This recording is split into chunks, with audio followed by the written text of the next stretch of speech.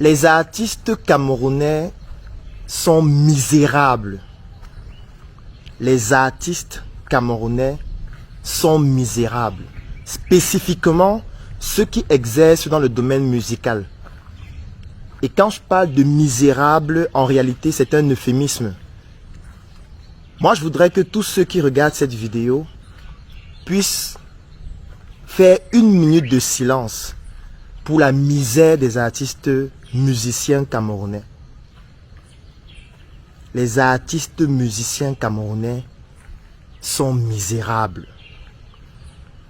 C'est choquant de le dire, mais c'est encore plus choquant lorsqu'on se rend compte que c'est une réalité.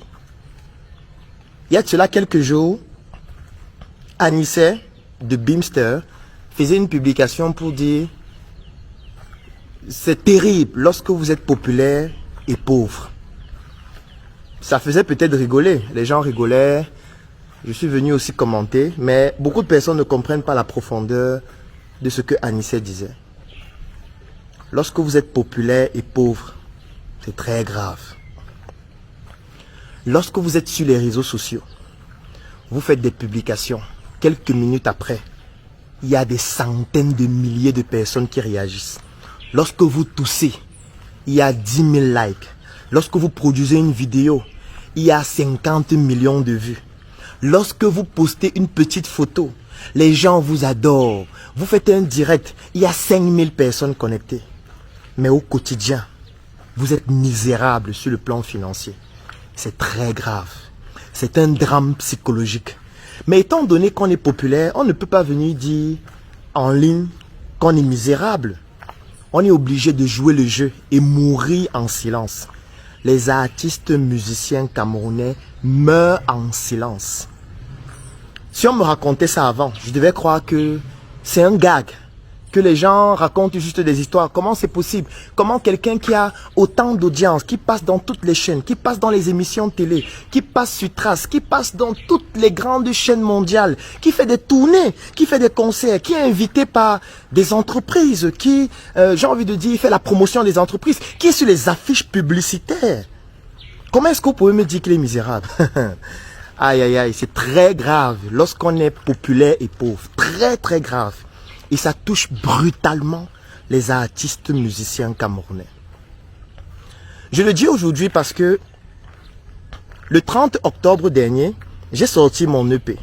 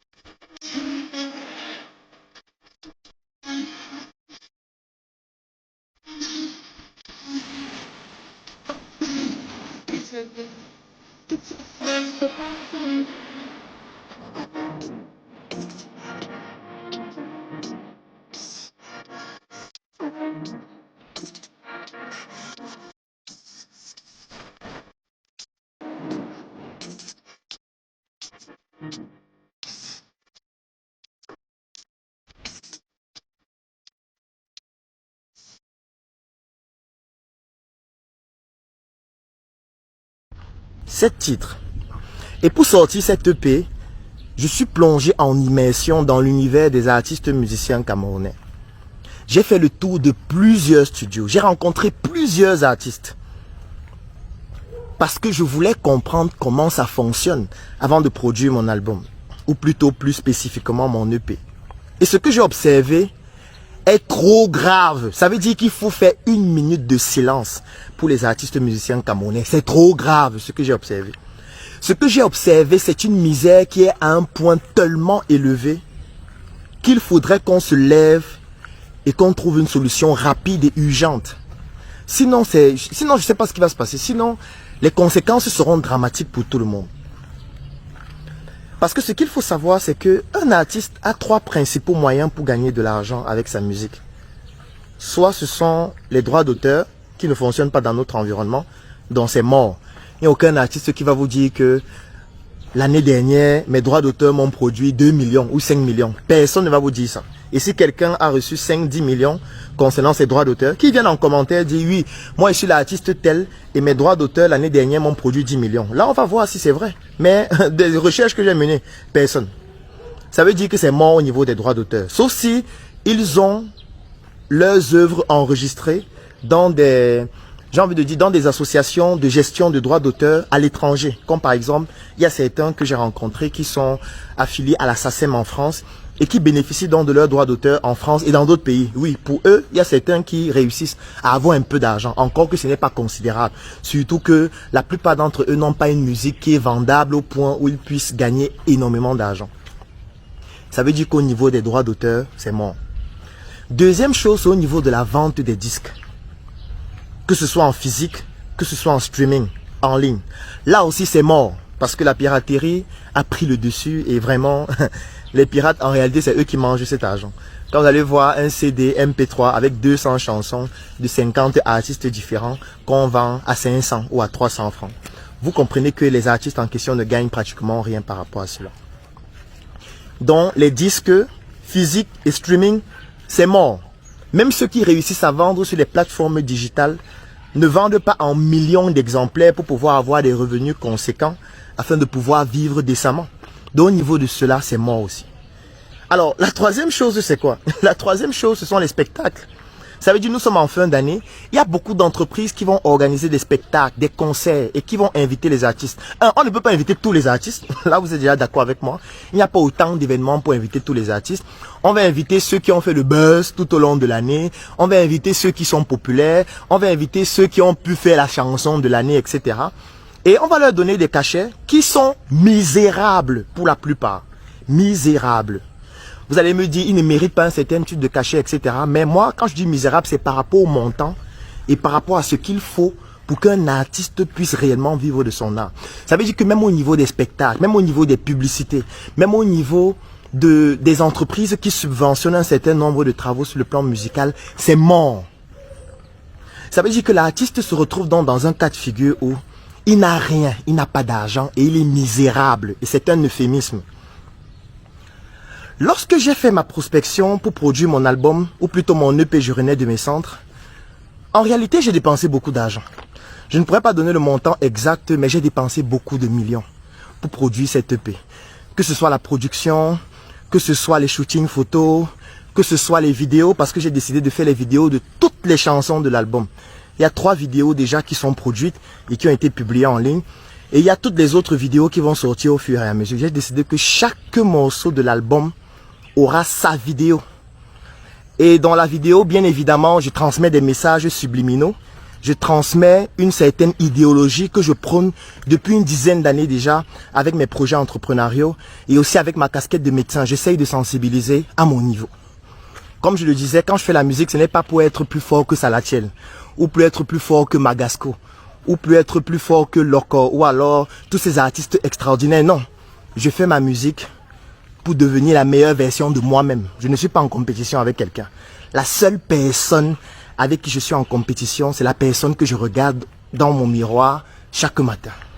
C'est-à-dire moi-même. Et si je me rends compte que ce que je produis aujourd'hui est meilleur par rapport à ce que je faisais hier, je suis satisfait de mon travail. Donc je n'ai pas besoin que les gens me disent « Non, la voix est fine, machin, tu es docteur, tu rappes aussi, machin. » Non, non, non. J'ai mes objectifs à atteindre. Et vous avez certainement remarqué dans toutes mes vidéos, vous allez remarquer la marque Sur Mesure, qui est ma marque. Et c'est aussi une manière d'en faire la promotion. Je ne vais pas produire mon album et m'habiller en Adidas. Ça n'a aucun sens par rapport à l'idéologie que je prône sur le plan entrepreneurial et la marque que je suis en train de développer. Donc nous sommes en train de construire une usine à Yaoundé. Ça veut dire qu'en produisant ma musique, j'ai un objectif à atteindre et je sais exactement ce que je fais. Je sais exactement pourquoi je le fais et où je vais. Et je peux vous dire que ça m'a coûté beaucoup d'argent de produire cette EP, de 7 titres seulement. Parce que je voulais que ce soit très bien fait. J'ai créé un site internet www.epcjn.com parce que je voulais créer mon propre circuit de distribution de ma musique. C'est ultérieurement que j'ai décidé de mettre ça sur les plateformes de streaming en ligne comme Apple Music, comme Amazon Music, etc. Mais au départ, c'est avec mes propres circuits. La musique, elle est disponible dans tous les sièges de la Startup Academy, au siège du NLC, qui est la nouvelle route Bastos, qui est mon nouvel espace que j'ai inauguré le 4 septembre dernier à la nouvelle route Bastos, à l'immeuble Y Building. Alors, pour dire qu'aujourd'hui, lorsque j'ai sorti mon EP, j'ai décidé de vendre mon EP à 10 000 francs. Mon EP, il coûte 10 000 francs. Je ne vends pas mon EP à 1000 francs ou à 500, non. Mon EP coûte 10 000. Quand vous payez 10 000, vous avez droit à l'EP de 7 titres et aux lyrics. Et j'ai sorti une version coffret qui comporte l'EP, les lyrics et un documentaire que j'ai produit dans lequel je raconte l'histoire de la production de l'album avec ce pourquoi j'ai produit l'album et comment est-ce que je compte gagner de l'argent avec cet album. Et un deuxième reportage ou documentaire dans lequel je parle de la culture avec pour cas pratique la musique en expliquant comment est-ce qu'on peut faire pour rentabiliser sa musique. Donc ceux qui payent le coffret ou plutôt qui achètent le coffret, bénéficient donc de toutes ces autres vidéos-là et de beaucoup d'autres supports, comme les vidéos en 4K et beaucoup d'autres supports encore. Aujourd'hui, j'ai déjà vendu pratiquement 250. Notamment, les albums, c'est pratiquement 120 et le reste, c'est en coffret. Mais ça ne représente pas grand-chose parce que ce n'est pas ça mon objectif. J'ai un objectif autre. Mais moi, quand j'ai regardé ce que vivent les artistes que j'ai rencontrés, que vous connaissez mais que je ne peux pas citer parce que je ne veux pas les exposer, je me suis rendu compte qu'en réalité, il faut faire une minute de silence et il faut tout faire pour trouver une solution. Parce qu'aucun pays ne peut se développer lorsque la culture ne fonctionne pas. Si la culture ne fonctionne pas, on ne peut pas se développer. C'est pour ça que l'une des chansons de mon album, c'est « Reste toi-même » avec Messifo, à qui je fais un coucou ici en passant. Si vous ne pouvez pas développer votre culture et permettre à votre culture de croître, le pays ne peut pas se développer, ce n'est pas possible. Vous ne pouvez pas être dans un pays où ceux qui prônent la culture sont misérables. Ils sont totalement misérables et vivent dans une condition extrêmement risible. Risible. Et maintenant, qu'est-ce qu'il fallait faire? Il fallait trouver un moyen qui certainement est problématique. Parce que il y a seulement certaines choses que je ne peux pas raconter. Parce que ça pourrait permettre d'identifier de qui il s'agit. Mais c'est trop grave. C'est trop grave. En fait, je me suis rendu compte même de quelque chose. Est-ce que vous savez qu'il y a certains artistes qui gagnent de l'argent en étant des FAF? Quand je dis FAF, c'est avec F majuscule. Ça veut dire des faux aux fesses. Et qu'il y a des artistes qui comprennent que au niveau des droits d'auteur, c'est mort. Au niveau de la vente de mes disques physiques et en streaming, c'est mort. Au niveau des spectacles, je ne pourrai jamais participer à beaucoup de spectacles. Donc, c'est mort. Au niveau des albums, je ne peux pas produire d'albums puisque je n'ai pas d'argent. Où est-ce qu'ils vont prendre des dizaines de millions pour produire un album, faire la promotion, passer dans les médias, organiser des spectacles, etc. Ils n'ont pas d'argent, donc ils ne peuvent pas produire d'album. Donc, ils sont obligés de se concentrer sur les singles. Quelqu'un va passer toute une année pour réfléchir aux singles, à The Chanson, qui va faire le buzz pour qu'avec cette chanson-là, ils puissent un peu gagner d'argent. Ça, ce n'est pas la musique. Ça, c'est la musique. Ça, c'est, j'ai envie de dire, comment on peut même exprimer ça? Ça veut dire que la situation économique est tellement tragique au point où on est obligé d'essayer de faire le buzz. Parce qu'on veut qu'une chanson puisse réussir et que ça permette qu'on nous invite partout et on gagne un peu d'argent et après basta, on arrête. Ça, ce n'est pas la musique qu'on est en train de faire. On est en train de travestir notre art, travestir notre culture. Parce qu'on est pauvre et misérable. Et on est misérable parfois parce qu'on ne met pas un côté business dans ce qu'on fait. On ne met pas un côté business. Si Claudel dit maintenant que mettons un côté business, on m'a dit que c'est un charlatan. On dit, il a fait quoi? Ok. Moi, je ne vais pas vous parler de ce que moi je fais. Je vais parler de ce que j'ai observé. Et étant donné que l'artiste n'a donc pas d'argent pour financer tout ça, il y a donc un manager qui va jouer un jambo, comme Anissé dit souvent, que investir sur un artiste, c'est comme jouer un jambo. Ça veut dire qu'il va se dire, ok, toi là, tu n'es pas mal. Je ne peux pas financer toutes tes chansons parce que je n'ai pas assez d'argent. Donc bats-toi pendant toute cette année, fais une chanson, on va se battre pour faire un bon clip. Pour faire un bon clip, ça coûte cher. On va se battre pour enregistrer dans un bon studio. On va se battre pour faire une promotion et je vais financer tout ça. Et c'est tout à fait normal que lorsque ça rapporte des revenus, que le manager se retrouve en train de prendre une grande partie. Encore que même parfois, comme c'est le Njambo, puisque la chanson ne va pas forcément fonctionner, puisque tous les autres font pratiquement la même chose, on se retrouve avec plusieurs singles sur le marché. Certains ont une durée de vie qui est équivalente à l'éjaculation d'un éjaculateur précoce. Et puis après, qu'est-ce qui se passe? Ça s'arrête. L'artiste rentre dans sa cabane au quotidien et se bat pour essayer de créer un nouveau buzz qui va faire qu'on le remarque un peu parce que sur le plan musical, il est stérile. Et il ne produit aucun spermatozoïde qui soit capable de féconder un ovocyte. Mais c'est trop grave ce qui est en train de se passer. Et ce qui se passe donc c'est quoi? Étant donné qu'ils sont donc populaires et pauvres, populaires et misérables, l'avantage qu'ils ont, c'est que voilà, il y a des fans qui les aiment. Quand ils passent dans la rue, les gens disent, je veux qu'on fasse un selfie. Quand on les invite parfois dans certains bars, où on leur donne 50 000 francs, 100 000 francs, quand on les invite parfois dans certains événements, où on dit que bon, ok, on va te motiver un peu, on fait ta promotion, on va pas rien te donner, mais on t'aide parce que voilà, on va faroter sur toi. Les gens sont contents, les gens les aiment. Ils comprennent que, ok, comme je ne peux pas gagner de l'argent avec ma musique, il faut que je devienne un faf. Je vais commencer à aller en salle de sport, je vais commencer à charger, je vais commencer à boire le poutoulou, la toté, oui. Parce qu'il faudrait que parmi mes fans là, je trouve une qui a de l'argent, qui peut me financer et je vais coucher avec elle. Comme ça, elle va commencer à financer ce que je fais. Mon manager va me trouver des filles avec qui je vais sortir et on va identifier parmi elles celles qui peuvent financer et je vais coucher avec elles. C'est la même chose avec les filles qui vont essayer de trouver parmi leurs managers, parmi leurs fans, ceux qui peuvent financer ce qu'elles font. Et puis, ça va devenir de la prostitution musicale. Vous ne trouvez pas que c'est trop grave? Non, il faut faire une minute de silence pour la culture musicale camerounaise. Une minute de silence.